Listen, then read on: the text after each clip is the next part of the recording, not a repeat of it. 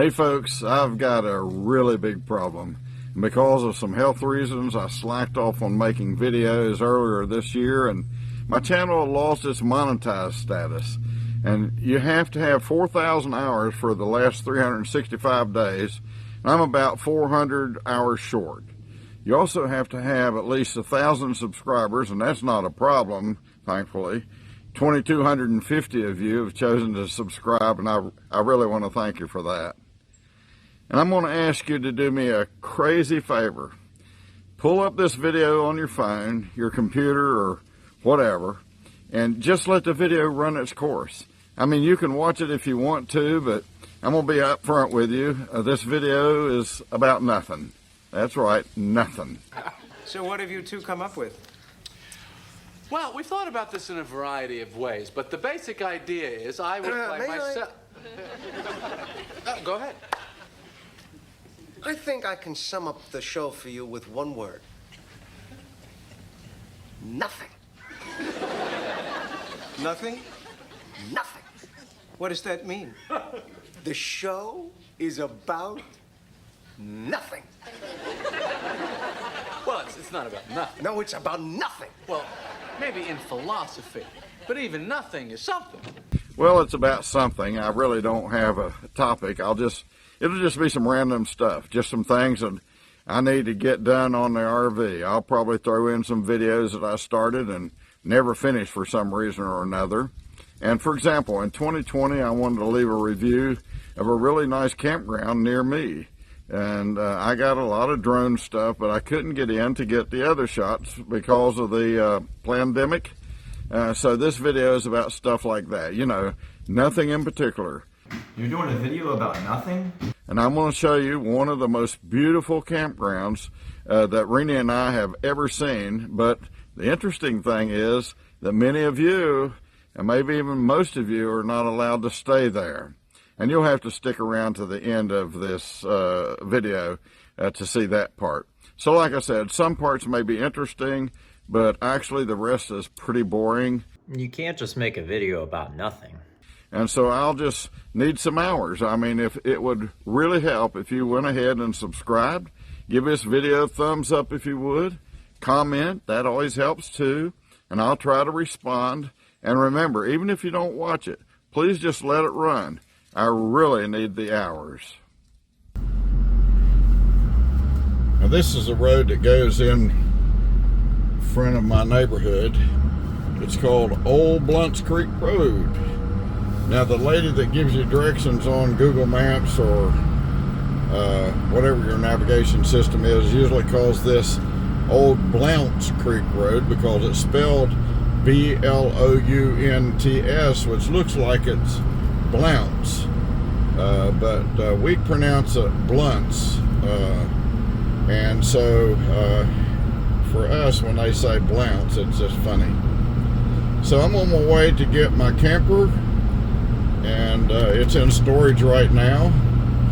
And this road right here, actually, this and Highway 33 that we're getting ready to come up to, these two roads actually service about half of Beaufort County, the whole southern half on the side of on the south side of the Pamlico River. And so Beaufort County here, of course, it's B-E-A-U-F-O-R-T. We call it Beaufort. In South Carolina, spelled the same way, they call it Beaufort. And so I don't know which one is correct. It's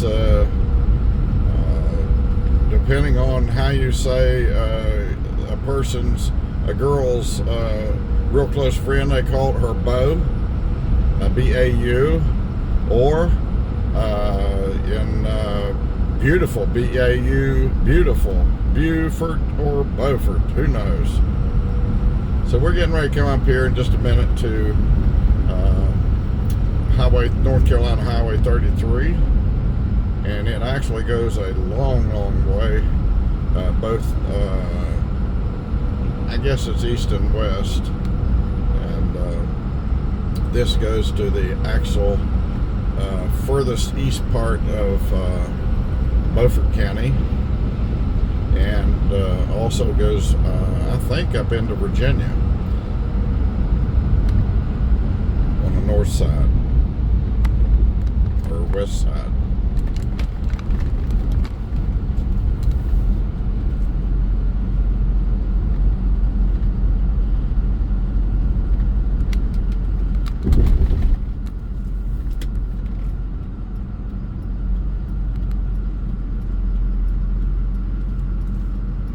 Dad, you're doing a video about nothing? What do you mean?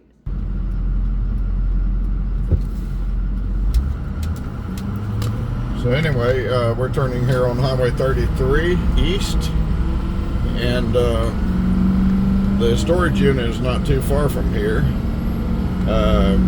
Now, I've got some drone footage that I'll show you right now of the storage facility, but this is I took this some time ago before the man that owns it doubled the size of it, and that's when I had a Reflection 297 RSTS. It was a pull-behind travel trailer, and so we kept that here. But when he added the doubled the size of the lot, I actually rented 2 sections in there for my 337 Reflection 337 RLS, and I use that, so I park in the middle of those 2 slots so I can put my slides out. And but it's really nice facility. It stays packed. You can't hardly get a space in it now, even after he doubled the size of it. So just right up here, we're going to turn in. This road also leads to a phosphate plant that I may show you from a little later on. It's the world's largest, and you can actually see it from the moon. I've never seen it from the moon, but they say you can.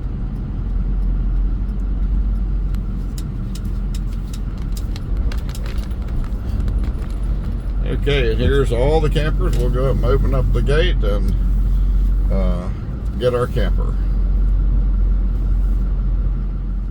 Hey everybody, Steve here today. We're heading to 17 Auto Works. We're going to get some grease caps put on the camper. The ones that came with it new, this is a 2024 Reflection, and the ones that came with it new are they keep falling off, and so Lippert has actually sent me some new ones, steel ones, and these are supposed to not fall off. So anyhow, they were free. All I had to do is call them and ask them about it, and they sent them to me. So anyway, we'll talk to Tony in just a minute at 17 Auto Works.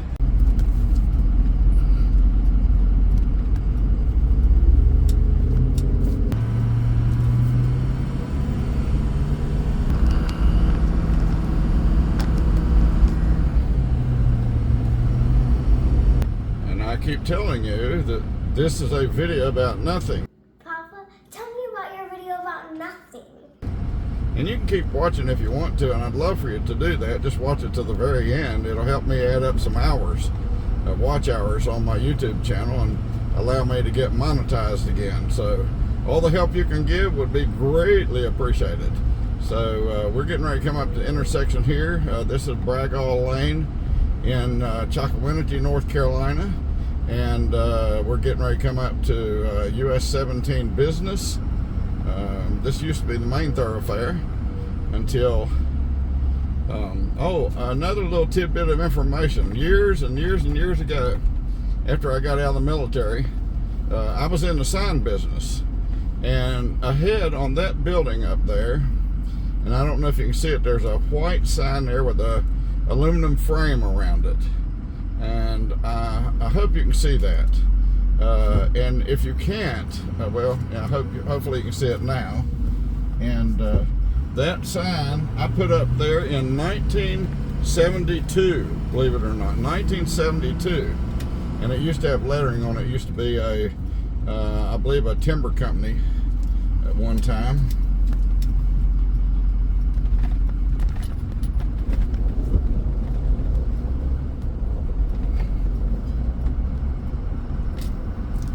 So here we are at 17 Auto Works, and in just a minute you're going to meet Tony. Tony is my nephew by marriage. He married my niece, And my niece Denise is a wonderful girl, young lady.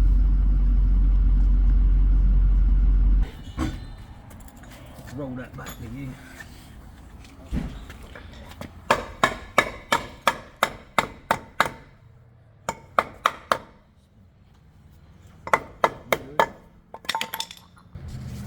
That's a, looks like a brake wire that's not hooked up. What's that? Something hanging down? Yeah. Yeah. It's just a, I don't know, it must be something from the manufacturer. Watch your fingers. Well, Because the unfortunately, brakes are hooked up.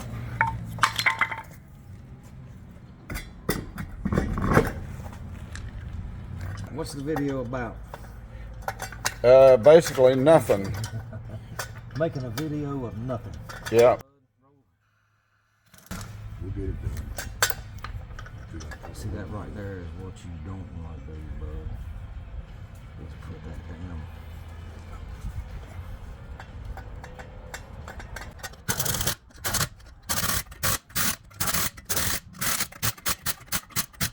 Steve, you can't make a video over on nothing. Yeah, you can if you're Seinfeld.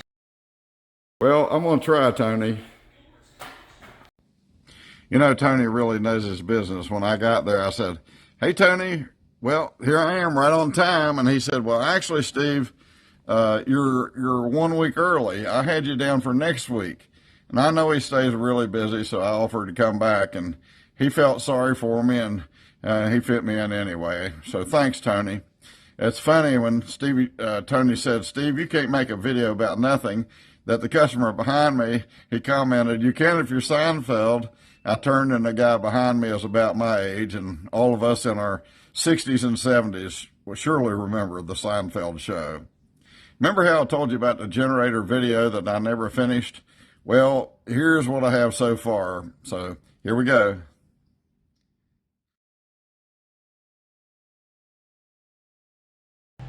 Good morning, this is Steve with RV Site to Site. I want to shoot this video here because it's important to have a generator with your RV. You never know when you're not going to be able to hook up to electric, or the electric might not be working correctly, or you just may want to do some boondocking or mooch docking at some friend's house. But the hard decision is choosing which generator to use. Now I've got this old generator that I'll show you right here. I've had this thing for, I don't know, since 1999 when Hurricane Floyd came through eastern North Carolina. But this thing certainly wouldn't work, and so I had to choose a generator. So that's what this video is all about. And the first part of the video I'm going to show you, I shot probably 6-8 months ago, and I was trying to pick the right generator, and let's just say I made a mistake. This is it. I should never have bought this thing. What I'm going to do, I'm going to take this one back to Walmart, and I'm going to go ahead and get the Predator from Harbor Freight, which I should have done in the first place, but this was a deal, and it doesn't have several things on it like the locking plug for 30 amps and all that. I really needed that. I don't want someone to kick the plug out or it to vibrate out during the night, and so I just can't use this one. It's crazy. The way you're supposed to change the oil in this thing is remove the side of it, take the oil plug out where you measure the amount of oil you have in it, and then turn it on its side to dump the oil out. They don't have a bolt to remove the oil out of the bottom of it. So anyhow, it was a big mistake buying this, and I'm going to go to Harbor Freight and I'm going to get a new one, the Predator. It has 500 more watts than this one, and it has really good reviews. I saw a video where a guy said he had been to several campgrounds and he saw Predators everywhere. And so that's what I'm going to do. Okay, good morning. Steve here with RV Site to Site. This morning I want to do something that I've been wanting to do for a long time, and that is go to Harbor Freight and picked me up a Predator 3500 inverter generator. And the reason it's come to the time that I need to go ahead and get that now, we found a campsite near Wilmington, North Carolina, at I can't remember the name of the campground. I'll put it in the thing below. Anyhow, it's called Carolina Beach State Park. And so we're going there, and they have no electricity at this site. All the sites with electricity and water and sewer all were taken. I don't mind missing the water and sewer. I can take care of that. But I do need electricity. We are in the South and it can get warm. And so anyhow, the Predator generator, I've done a lot of research on that, and I've come to the conclusion that that's one of the best ones. I'm going to do a video on that upcoming soon. And this is an exciting trip for me. I can't exactly call it Christmas because, you know, basically it's since we're trying to make this YouTube channel work, it's an investment, I'll put it that way.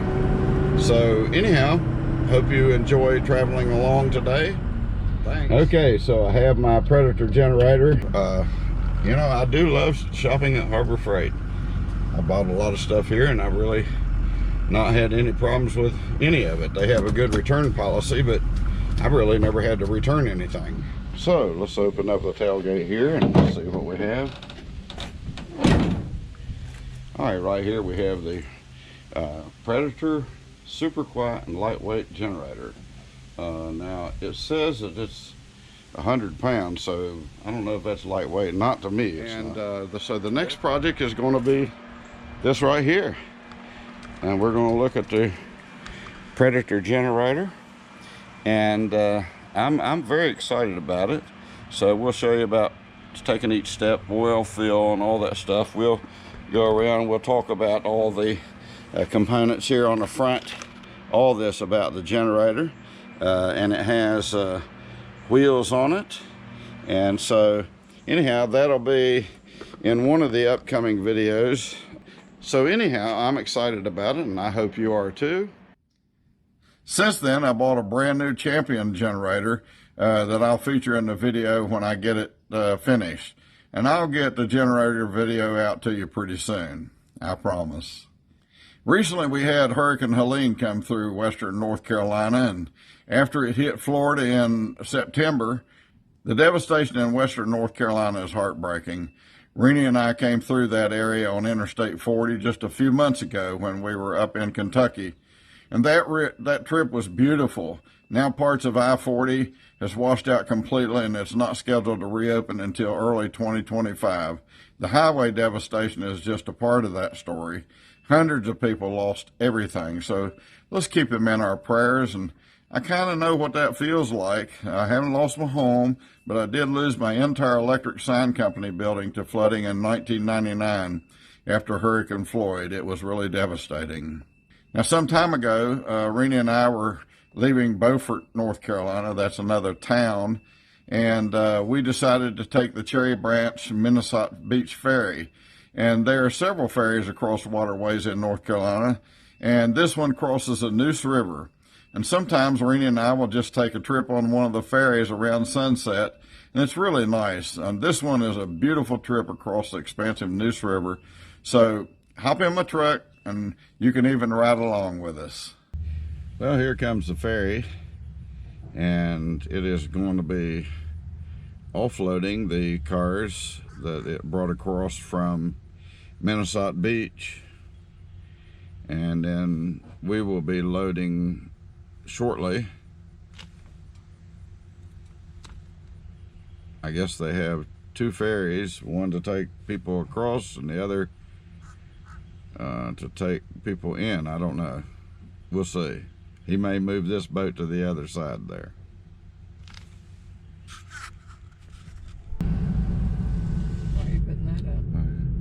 Okay, we're on the ferry now, so we're getting ready to go across the Neuse River to Minnesota Beach from Cherry Branch. It was kind of interesting pulling up here because it was a small ferry and I had to do a zigzag turn to get it loaded. I wish I had recorded that. It went fine, but it was tight. So pretty soon he'll be taking off, and the water's churning up right now because these propellers are pushing it against the loading dock, and he will be reversing it shortly, and then we'll be off and running. All right, here we go.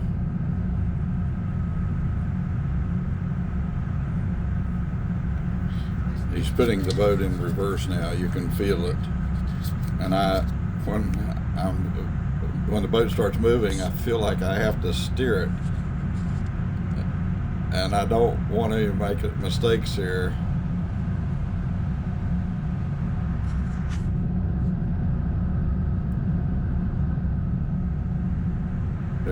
There's several ferries in North Carolina, and as far as I know, most of them are free. And I'm not sure about the Ocracoke ferry. I think they've got a fee on that one. Now, there's several here in North Carolina, though, that do not have a fee. And most of them take about 30 minutes to cross. Well, here we are. We're starting to turn now. You can see the tree line there.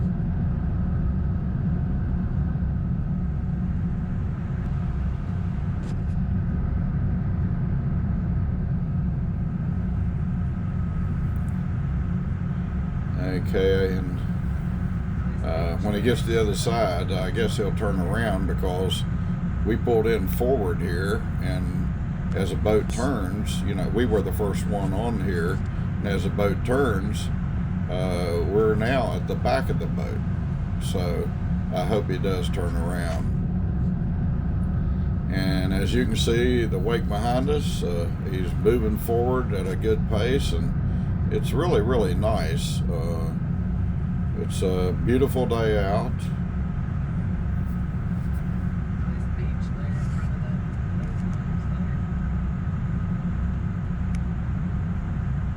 Sometimes Renee and I will just take this in the evening late and to watch the sunset over the river. It's absolutely beautiful. Well, you can see across the way there's a nice beach over there, and several nice waterfront homes.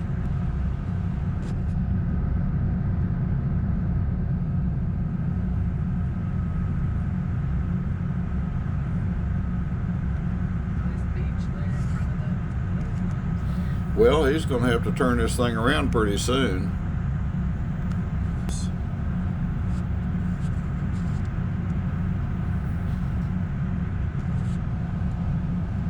I mean, I don't want to back this thing out of here. I have no idea how I would do that, especially with a 35-foot trailer behind me. So hopefully we'll see that he's turning here pretty soon. I don't know. I don't think anybody would know how to back off of this thing. There's several cars on here. I didn't count how many, but I'm sure most of them don't know how to back up.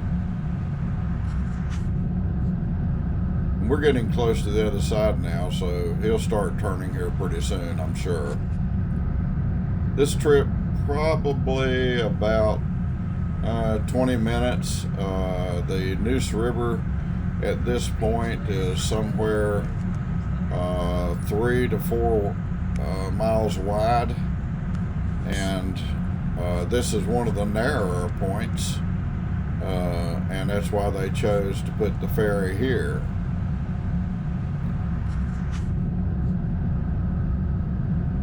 And so we're going to just record the turning process. I can tell he's cut back on the engines and kind of coasting now. And we can watch that shoreline on the other side there and see that he's starting to turn.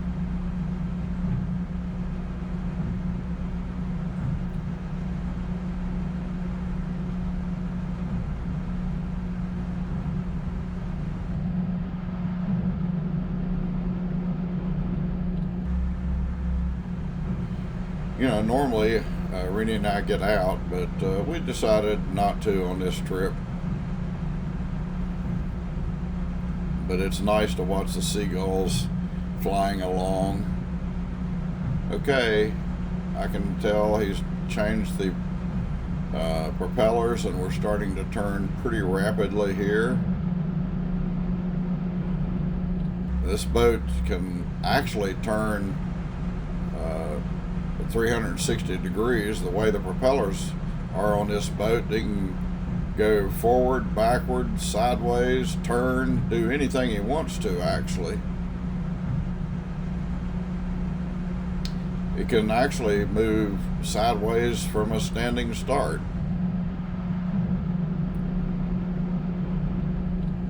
Under this boat, it's a pretty complex system of propellers.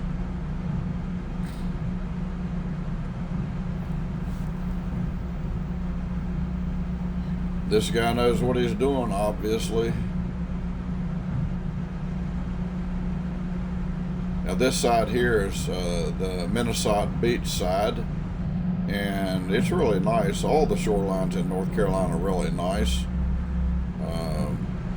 This shoreline here is pretty high. Along this side of the river, a lot of places 30 feet above the water. You see the seagulls on the post there, and they're not even bothered by this. They're used to it. Now here I go. I'm trying to steer the boat again. I want to make sure I get this boat in here right.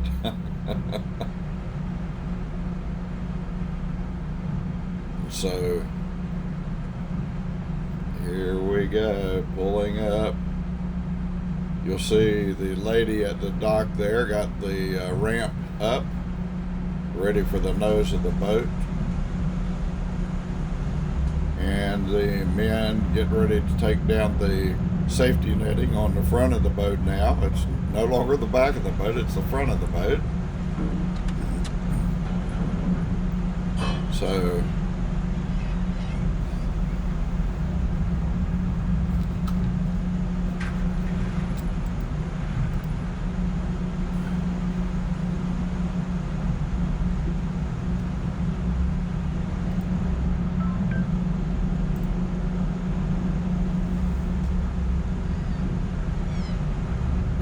guiding it in slowly. I'm on the right side, and there'll be some other cars on the other side of the boat. There's a wheelhouse in the middle, and I think there's either one row on one side and two rows on the other. I can't remember which way it is.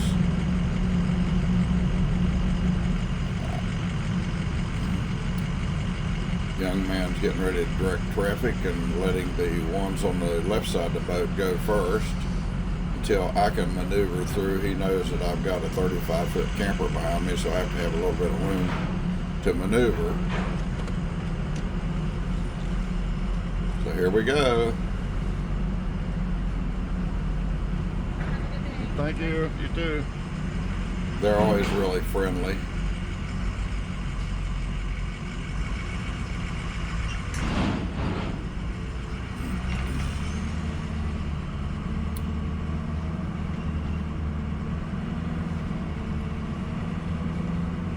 Now, not too far from here is a little town of Oriental, where the population there, the number of yachts there exceed the population. So let's make a turn here. Everything looks good, and we're on our way.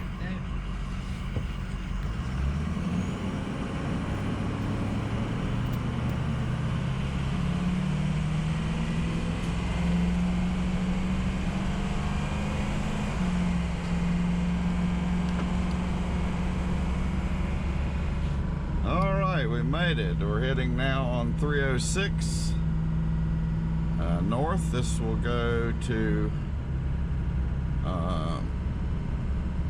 Arapahoe and Grantsboro, and then we'll be heading toward Highway 33, North Carolina 33, which will take 33 west to Chocowinity, and that will be our trip. I hope you enjoyed that trip. Now let's talk about a few campgrounds near me. I've already done a video about Goose Creek State Park, and it's one of the few state parks in North Carolina with full hookups on every site. And there are a couple of commercial campgrounds here, and one of those is Trainer's Creek Resort and Campground.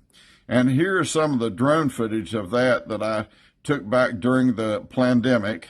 So I was not able to go in and do a really thorough review. And hopefully I can do that soon. And when I do, I'll cover that one and another large campground, Twin Lakes Camping Resort, which is just directly across the river from me. A lot of you like it when I do a how-to video. And I have some of those coming up too. And I'll not tell you what they're about right now. So you'll have to stay tuned for that. And one way to do that is go ahead and subscribe. And recently, though, I did one about how I installed full hookups at my home. And that one's not gotten many views, and I just don't understand it. So I hope you'll go back and take a look at that one. And one that has gotten a lot of views is one about how I installed my Blackstone on my previous Reflection 297. Wow, that one has racked up over 105,000 views so far. A lot of RVers that Renee and I watch are full-time. Well, you can tell from my number of video views that we're not full-time. And some of you ask, what do I do? And I guess you could say that I'm retired. And however, doing these videos is kind of a business of sorts, and it takes a lot of time and planning. And I've actually done a lot of things in my life. I have a degree in electronics, so when I was in the Air Force, I was in aviation electronics. And after that, I went into the sign business, starting off painting signs. And that was before computers, and I was actually pretty good at hand lettering. And later in the mid-'70s, I started manufacturing electric signs. And here's a few examples of that. I even made the crane myself. I built it myself. And I did that for about 20 years and started up a magazine for the sign industry. And after 8 years, a publisher came along and wanted to buy it. And now it's in its 27th year, and it's available worldwide. And once we sold the magazine, Renee and I and our son opened up a real estate company focusing on marketing waterfront communities, and our business was called Waterfront Professionals. And all during this time, all of my businesses since 1984, I've been a bivocational pastor while also working on my education, and now I hold a master's degree in pastoral ministry. And however, all of that came to an abrupt end in 2010 when I was diagnosed with bladder cancer from my exposure to Agent Orange in Southeast Asia during the Vietnam War. And that's a battle that I continue to this day. I've always wondered what that DV license plate was, and now I know I'm one of those disabled veterans. So sometime soon, Renee and I are headed to the most beautiful campground that we've ever seen. It is the Pelican Point Campground at Cherry Point Marine Air Station in Havelock, North Carolina. But you have to meet certain requirements in order to camp there. Disabled veterans is one of those, and that's why that I can use it. And here's some video and photos of it. It's really, really nice.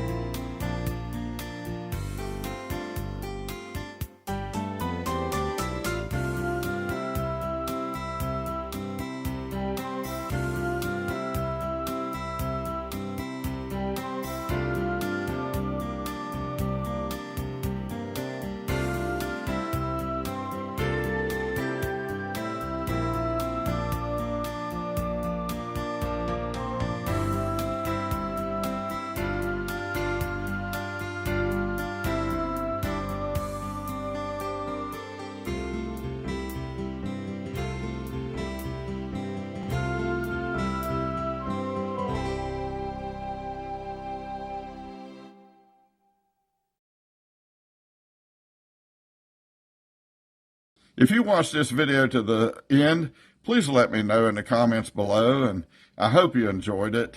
I want to thank you for your time. And again, please like, share, comment, and subscribe. And I think that'll do it for this video for now. So until the next time, may the Lord bless and keep you. May the Lord make his face shine upon you and be gracious to you. May the Lord lift up his countenance upon you and give you peace.